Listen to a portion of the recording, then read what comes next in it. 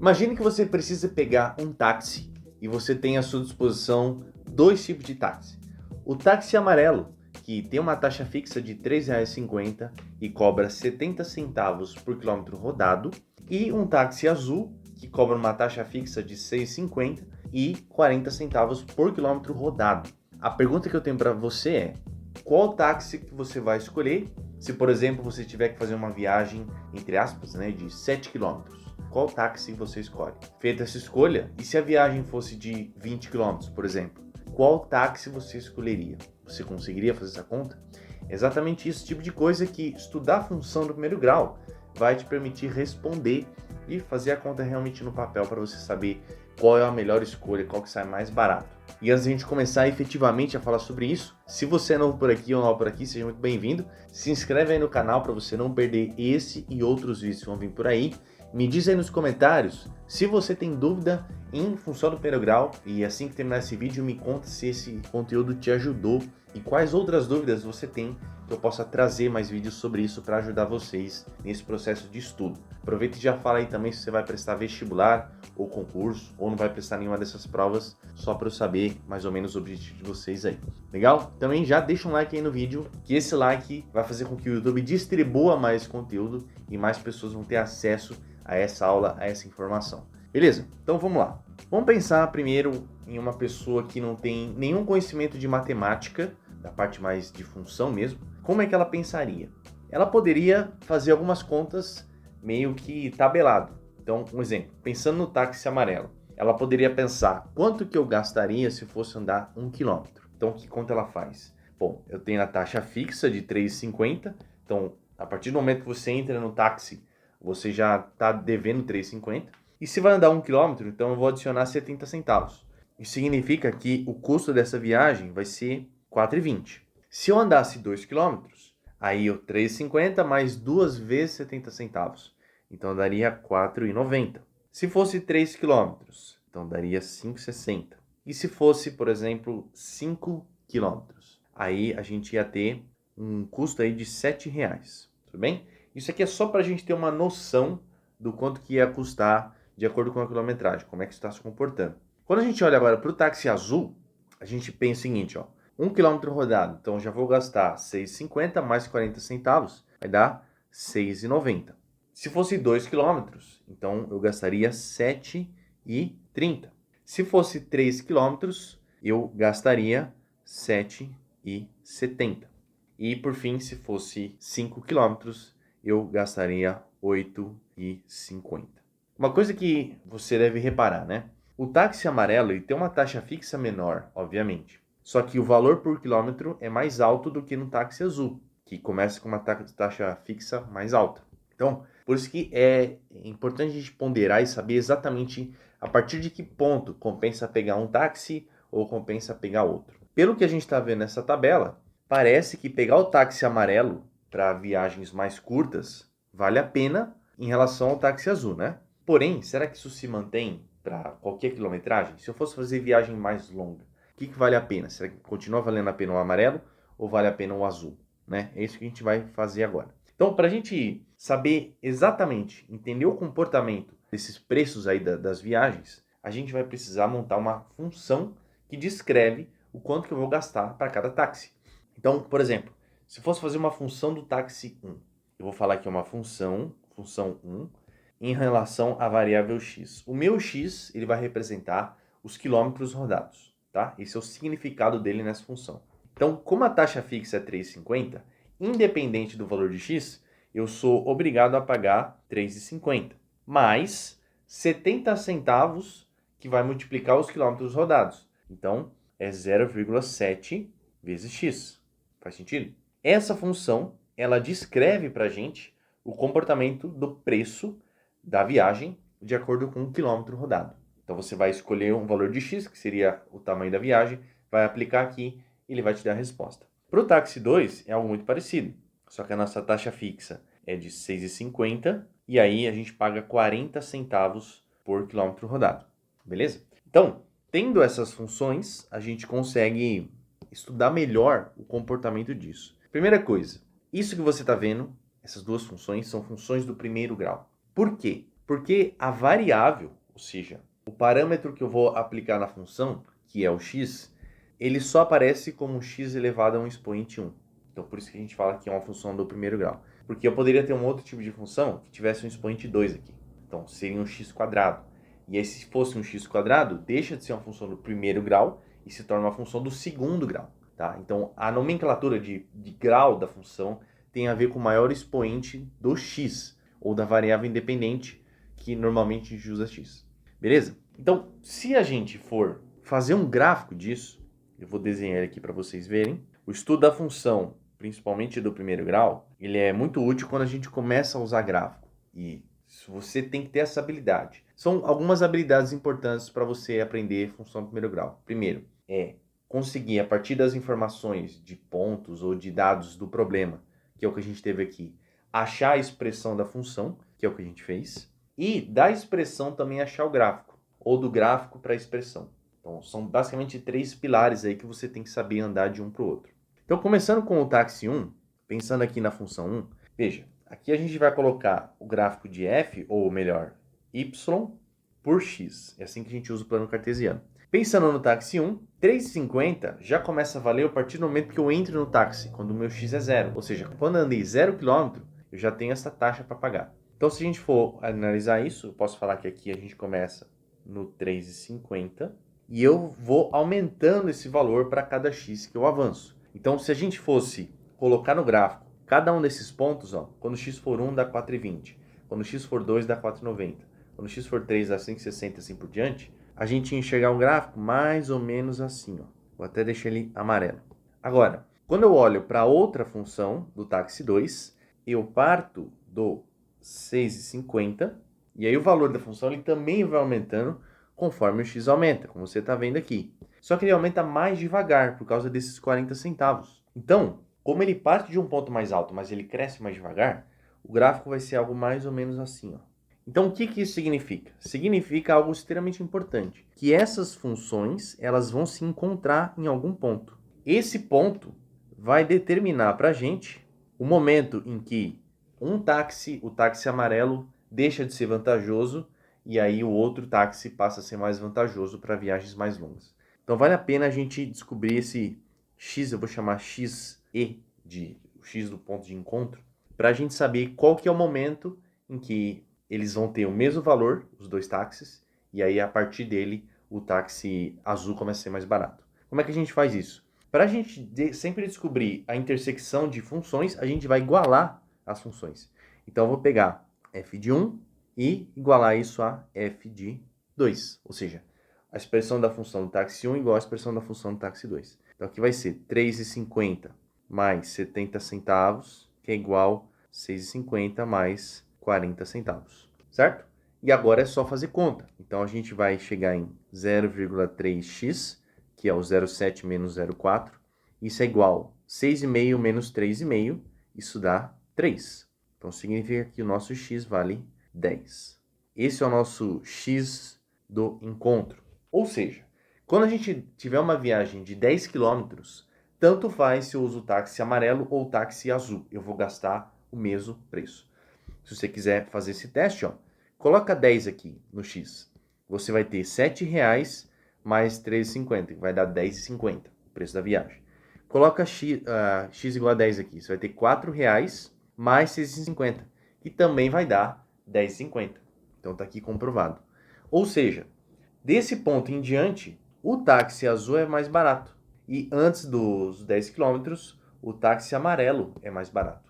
Então pronto, você tem o ponto exato para saber qual tipo de táxi você pega para determinada viagem que você for fazer, tá? Essa é uma utilidade mais prática, digamos assim, de você estudar a função do primeiro grau. E como você deve ter percebido, função do primeiro grau, o gráfico dela, sempre vai ser uma reta. Tudo bem? É uma característica importante. Então, de maneira geral, uma função do primeiro grau pode ser dada por essa expressão que você está vendo. Esse azinho, a gente chama ele de coeficiente angular, e esse bzinho é o nosso coeficiente linear. Vamos olhar o exemplo que a gente fez para você entender como é que eles se relacionam. Esse coeficiente linear no nosso exemplo era aquela taxa fixa, ou seja, o 3,50 e o 6,50. E eles, no gráfico, aparecem exatamente em cima do eixo Y, que significa o momento em que o x é zero, então é da onde a reta vai cruzar o eixo Y.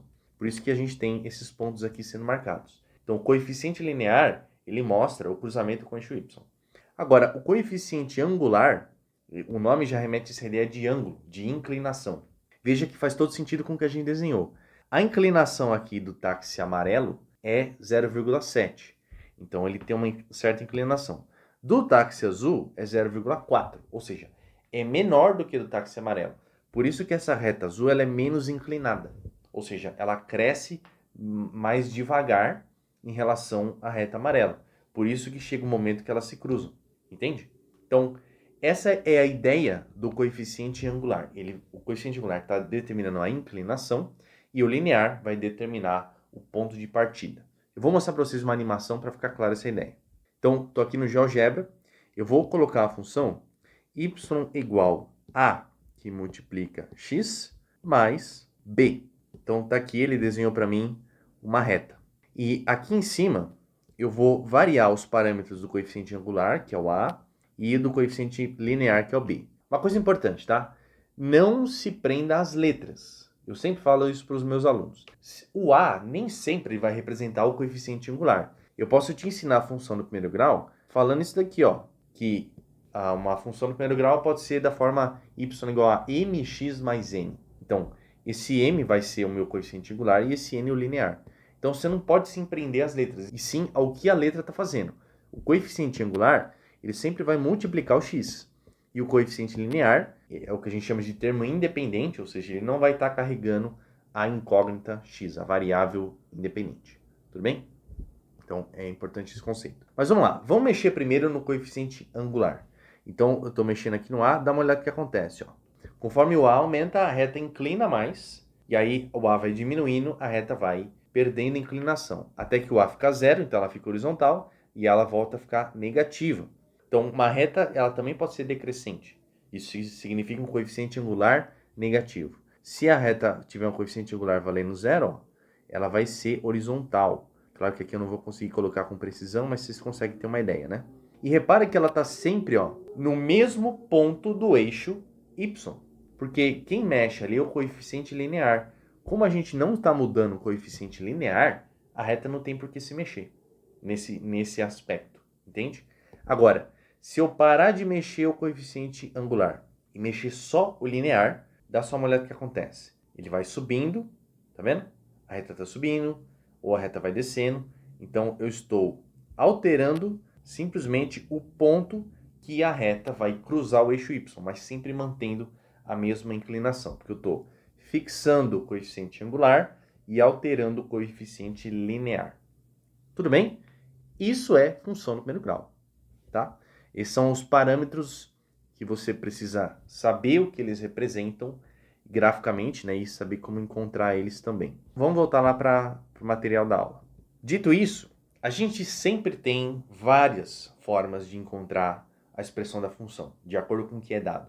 A gente pode encontrar a partir de um ponto em um ângulo, a partir de dois pontos. A gente pode usar técnicas de determinante. A gente pode usar técnicas de proporção, que eu vou mostrar aqui para vocês. Então, tem muitas formas, tá? Tem mais de 5 ou 6. Então, você vai ter que escolher e se adaptar de acordo com a situação, qual que é mais prático você usar naquele momento. O que eu vou te passar aqui agora são as principais que, sem dúvida nenhuma, você vai conseguir aplicar para se virar em 95% dos casos. E só uma outra coisa, o coeficiente angular, como ele está associado com a inclinação, a gente tem uma forma direta de calcular ele quando a gente tem, por exemplo, dois pontos. Por quê? Esse coeficiente angular ele é definido, né, como a variação do y, ou seja, as informações da função, né, no caso do exemplo do táxi, no valor de cada viagem, dividido pela variação do x, ou seja, a variação da quilometragem, no exemplo que a gente fez. Então, caso você tenha dois pontos, um ponto A e um ponto B, que são dados a informação e você quer saber qual é a função que descreve aquilo, você vai fazer o y de um ponto menos o y do outro, dividido pelo x de um ponto menos o x do outro. É isso que vai fazer. Agora, tanto faz se eu faço o y de A menos o y de B ou y de B menos o y de A, desde que eu mantenha essa coerência. Se eu vou pegar o y de A e subtrair o y de B, eu tenho que pegar o x de A e subtrair o x de B, certo? Então, só essa ordem que é importante entre o x e o y. Feito isso, você já vai ter o coeficiente angular da função do primeiro grau, que vai representar a inclinação. Tudo bem? Então, vamos fazer exemplo aqui. Ó. Determine a função do primeiro grau que passa pelos pontos 3 e 1 e 5 e 9. Vamos começar pelo método 1, digamos assim. Vou até colocar aqui, ó. Primeiro método, calculando o coeficiente angular. Então, o coeficiente angular, como eu falei para vocês, é a variação do y pela variação do x. Meu y é esse 1 e esse 9. Então, eu posso fazer, por exemplo, 9 menos 1 e embaixo 5 menos 3. Então, aqui eu vou ter 8 sobre 2, isso é 4. Então, eu já sei que a minha função do primeiro grau, ela vai ter esse formato de f de x é igual a 4x mais um b, que é o meu coeficiente linear, que eu ainda não sei. Se eu tivesse algum ponto aqui dado no enunciado, tá? Agora é só um exemplo. Se fosse, por exemplo, 0 e 7, eu já poderia falar que esse cara era um coeficiente linear. Porque se o x é 0, representa o lugar em que, o ponto, né, em que a função cruza o eixo y. Então, eu já poderia matar essa questão já com essa informação. Mas como eu não tenho, então o que você pode fazer a partir daqui? Eu vou escolher um desses pontos, substituir na função. Então, por exemplo, vou pegar esse ponto aqui, tá? E tanto faz qual que você pegue. Se eu pegar o f de 3, ou seja, quando x for 3, o f de 3 é 1, certo? Que é o que está dizendo aqui. Quando x é 3, a função dá 1. E eu, na função, substituir o x igual a 3. Então, vai ficar 4 vezes 3 mais o b. Isso tem que ser 1. 4 vezes 3 é 12. Então, 12 mais b é igual a 1. Então, nosso b é menos 11. Pronto. Tenho agora a expressão completa da minha função, que é 4x menos 11. Fez sentido, gente? Então, essa é uma das formas de você encontrar a expressão da função, dados dois pontos. Ache o coeficiente angular por esse cálculo, depois substitui um dos pontos na expressão para achar o coeficiente linear. Vou te mostrar um outro jeito agora. E eu vou deixar o melhor para o final, porque é um jeito que ele é muito intuitivo e que você dificilmente ouvi sendo mostrado em alguma aula, acho que vale a pena você ver. O que você faz aqui? Ao invés de você calcular o coeficiente angular, vamos supor que você não se lembre disso, você vai substituir esses pontos direto numa expressão genérica de uma função do primeiro grau, desde que você tenha certeza que isso está representando uma função do primeiro grau. Então, o que você vai fazer? Você vai falar primeiro que o f de 3, que no caso, como a função do primeiro grau é ax mais b, então vai ficar 3a mais b, e isso tem que dar 1, porque é esse ponto aqui que a gente está vendo. Então, essa é uma equação. Agora eu vou substituir o f de 5, que tem que dar 9. Então, o f de 5 é igual a 5a mais b, isso é 9. Então, pronto. Isso que eu tenho aqui agora é um sistema de equação. São duas equações para duas incógnitas. Eu vou resolver esse sistema. Uma das formas de você resolver, que é bastante simples nesse caso, é você subtrair uma equação da outra. Então, por exemplo, eu vou pegar essa equação, subtrair esta equação aqui. Então, 5a menos 3a vai dar 2a. b menos b cortou, por isso que essa é uma vantagem de fazer isso. E aqui eu vou ter 9 menos 1, que dá 8. E aí, obviamente, o nosso a vai ser 4. No fundo, essa é uma forma mascarada de fazer exatamente esse mesmo processo, né? Não sei se você reparou. Feito isso, a gente vai pegar qualquer uma dessas equações e substituir o a. Eu vou pegar essa daqui segunda, porque a gente já usou no exemplo anterior essa equação. Então, tem aqui, ó, 5 vezes o a, que é 4, mais o b é 9. 5 vezes 4 é 20, então 20 mais b é 9. E aí, então, nosso b vai dar menos 11. Pronto. Mais uma vez, encontramos a mesma expressão da função. Obviamente, tinha que ser igual, só que por um caminho levemente diferente. Terceiro método que eu vou mostrar para vocês, que é um método que eu falei que você pode usar a proporção, tá? Com esses três métodos, você já tem o suficiente aí para vocês encontrar as expressões de todas as funções de primeiro grau, a não ser que tenha alguma coisinha diferente, mas a gente pode falar sobre isso em outra hora. Então, os pontos que a gente tem lá é o 3 e 1, depois outro ponto é o 5 e 9, beleza? Eu vou colocar um terceiro ponto fictício aqui, que eu vou chamar de x e y.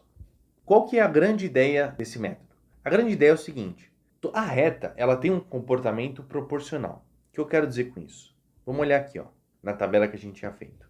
Veja que daqui para cá aumentou 1 e daqui para cá aumentou 70 centavos, certo? Se eu ando daqui para cá, eu aumentei 2 e daqui para cá aumentou 1,40.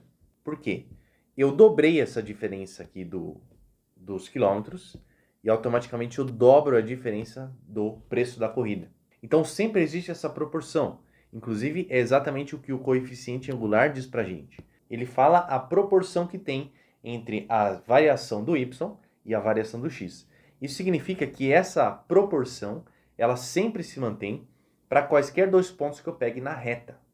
Ok? É isso que você tem que entender. Então, é sobre proporção. Ser uma reta é ter essa característica de proporção a cada dois pontos que a gente pegue nela. Tudo bem? Então, é isso que a gente vai ter em mente para resolver aqui esse problema. Porque a gente vai fazer o seguinte, ó. Vou até colocar aqui um pouco mais para baixo. Posso pensar assim, ó. Desse x para esse x, eu aumentei 2. E desse 1 para esse 9, eu aumentei 8. Ou seja, quando eu aumento 8 no y, eu aumento 2 no x. Tá? Essa é a proporção das variações, que é o que a gente tinha visto até aqui no próprio coeficiente angular, né? Mas finge que a gente não fez essa parte. Então, olhando isso aqui, eu já tenho essa informação. E aí, eu penso o seguinte, ó. Do 5 para o x, quanto que eu aumentei? Bom, o quanto eu aumentei é justamente a diferença, né? Ou seja, x menos 5, por exemplo. Faz sentido? Essa foi a variação. E aí, do 9 para o y, qual foi a variação? É simplesmente y menos 9. Essa é a variação que ocorreu desse ponto para o outro. Eu poderia ter pegado a variação desse ponto para esse também. Como eu já falei, dá na mesma. Tá? Mas só para ficar mais visual. Então, o que eu digo? Eu digo que a proporção entre esses caras, entre o 8 e o 2, tem que ser a mesma proporção entre o y menos 9 e o x sobre 5. Tá? É isso. Se você fizer isso, então, olha o que a gente vai chegar. Que 8 é proporcional a 2, da mesma forma que o y menos 9 é proporcional a x menos 5. Então, veja, você tem que manter, claro, uma certa coerência por causa das cores. Então, aqui é roxo com roxo e aqui é laranja com laranja. Beleza? Então, a gente já faz essa conta. Isso aqui é 4, isso aqui é y menos 9, x menos 5. Então, vai ficar 4x menos 20 é igual a y menos 9. Então, o nosso y vai ser 4x menos 11. Pronto. Chegamos direto aqui na expressão da função no primeiro grau com uma conta só. A gente já, ao mesmo tempo, acha o coeficiente angular e o coeficiente linear. Fez sentido, gente? Então, você sempre pode aplicar isso aqui quando você tiver dois pontos aí para encontrar a equação da reta, se for geometria analítica, ou a expressão da função no primeiro grau, que também é uma reta. Então, esses métodos funcionam para os dois casos. Fechado? Fez sentido? Se você gostou, não esquece de deixar o like. E me conta aí nos comentários se ficou alguma dúvida. Se você quer que eu explore outros pontos dessa matéria, outras dúvidas de funções, deixa aí tudo nos comentários que eu sempre considero que vocês falam, que vocês recomendam. Afinal, eu estou aqui para ajudar vocês a entender matemática. Legal? Então se inscreve no canal, ativa o sininho e fica ligado aí nas notificações para você receber os avisos dos próximos conteúdos aqui. Beleza? Então, por esse vídeo é isso. Beijão no seu cérebro e a gente se vê no próximo vídeo.